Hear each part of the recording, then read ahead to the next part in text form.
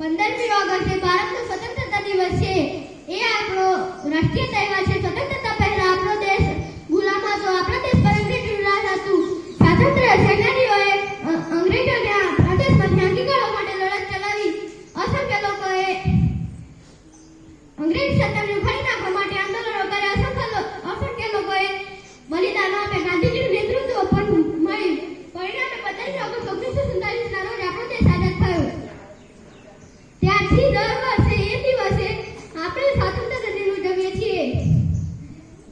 15મી ઓગસ્ટના દિવસે શાળામાં ધ્વજવંદન થાય છે. શાળાના મેદાનમાં રાષ્ટ્રધ્વજ ફરકાવવામાં આવે છે. ધ્વજને સલામી આપવામાં આવે છે. રાષ્ટ્રગીત ગવાય છે. પછી સાંસ્કૃતિક નાટકો થાય છે. દેશભક્તિના આધારે નાટક થાય છે અને દેશભક્તિના ગીતો રજૂ થાય છે. દિલ્હીના લાલ કિલ્લા પર આપણા વડાપ્રધાન રાષ્ટ્રધ્વજ ફરકાવે છે. પછી તેમનું ભાષણ થાય છે. જય હિન્દ, વંદે માતરમ અને આઝાદી અમર રહો જેવા નારાઓથી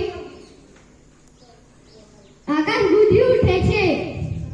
રેડિયો અને ટેલિવિઝનમાં દેશભક્તિ ગીતો રજૂ થાય છે.